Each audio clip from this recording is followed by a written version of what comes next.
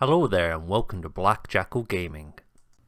We're going to take a look at Asmodai, who's the Master of Repentance. He's a Dark Angels Chaplain. He comes with a pretty standard Chaplain profile, but he does have the Deathwing keyword, so he gets the advantages of wargear and strats from the Dark Angels Codex.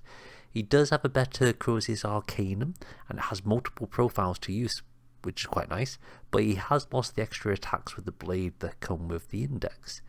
He's got a nice built-in reroll ability in melee for the unit, but he does have an incredibly niche and rather weak CP farm ability that won't really come up that often. He also can force enemy characters when in melee to take battle shock tests, which is okay. His datasheet comes in at 65 points, which is a tad cheaper than a normal chaplain. His movement 6, toughness 4, 3 up save, 4 wounds, 5 leadership, which is nice, and objective control 1. He does also come with a 4 up and vulnerable save. He does have the Deathwing keyword, so he can get all the buffs in Inner Circle by using the war gear and the stratagems, which is quite nice.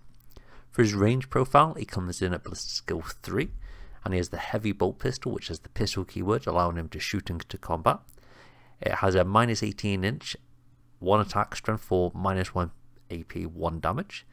And then for melee, he has a weapon skill 2, and he has the Crozius Arcanum and a power weapon, and this is combined profile. So he's the strike profile, which is 5 attacks, strength 6, minus 2 AP, 2 damage, and the sweep profile, which is 8 attacks, strength 5 this time, minus 2 AP, and just 1 damage.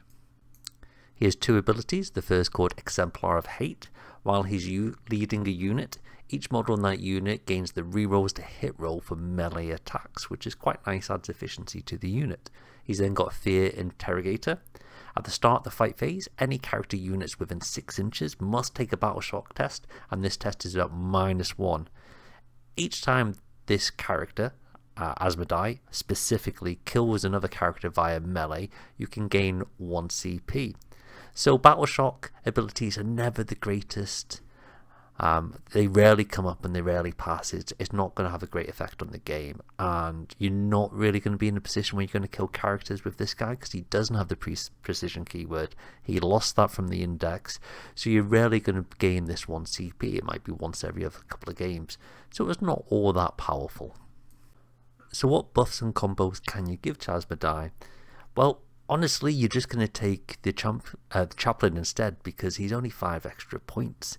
And with that, you gain an ability for +1 to wound and melee. And once per game, he can select any unit within 12 inches of him, and he can remove battle shock from them. And that's for any phase of the game. So that can really help you score victory points, especially late in the game, or use key stratagems to keep units alive that if the battle shock you can't use stratagems on. So there are some combinations you can use with him, but honestly, the Chaplain's just going to be a better combination with them anyway. But if you are going to use Asmodai, because he is a new model and he's quite cool, you can use him in the Inner Circle Task Force, and this detachment rule allows you to select 1 objective each turn, and this will become your vowed objective. Anytime you target a unit on this objective, you get +1 to your wound roll, which is quite nice. There's a piece of war gear you can give him called Champion of the Deathwing. This gives lethal hits in melee to the unit, and if it's within vowed range, you get critical hits on a 5, which is very nice. You then have a stratagem called Martial Mastery. This gives you reroll wound rolls of 1, and if you're within vowed range, you get full rerolls to wounds. So you can really buff up other units with these abilities and these stratagems, but you can use the stratagems on chaplains as well, so it's neither here nor there with them. Then you got the Wrath of the Lion, which is another stratagem. On a charge roll, you can roll d6 for each model in the unit. On a 4+, you do a mortal wound to the unit, and it's a max of 3 mortal wounds. So if you really want to take him, you can pair him up with Blade Card Veterans or the Inner Circle Companions to probably get the most out of him.